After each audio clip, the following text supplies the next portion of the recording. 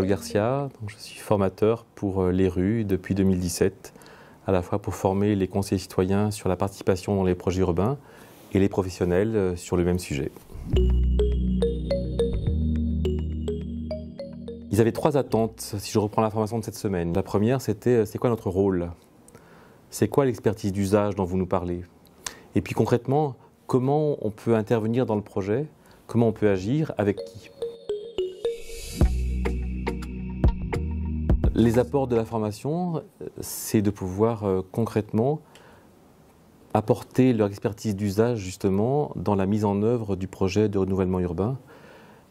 Et j'ai été très frappé par la gravité de leur écoute quand on a pris le temps de se dire fondamentalement leur rôle, c'est de faire en sorte que l'égalité réelle qui était attendue dans cette loi de 2014 sur le renouvellement urbain permette vraiment d'exister. Et pour ça, il y a besoin de pouvoir confronter le projet au quotidien des habitants. Tout l'enjeu, c'est de démultiplier des méthodes différentes, mais toutes interactives.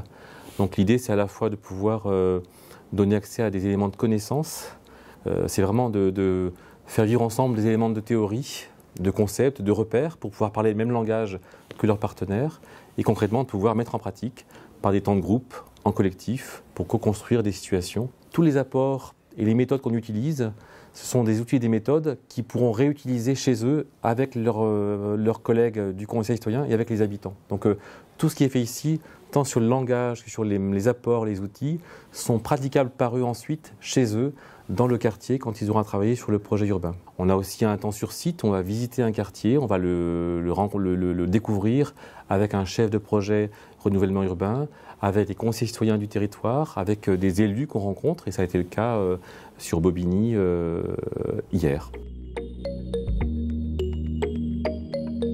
Ce qui me frappe depuis le début de ces formations, c'est cet engagement fort, bénévole, désintéressé, de ces conseillers citoyens qui sont vraiment investis, qui sont vraiment porteurs de cette valeur du collectif, de construire ensemble. Et j'ai un exemple d'une personne qui s'excusait d'être absente le lendemain parce qu'elle avait une chimiothérapie.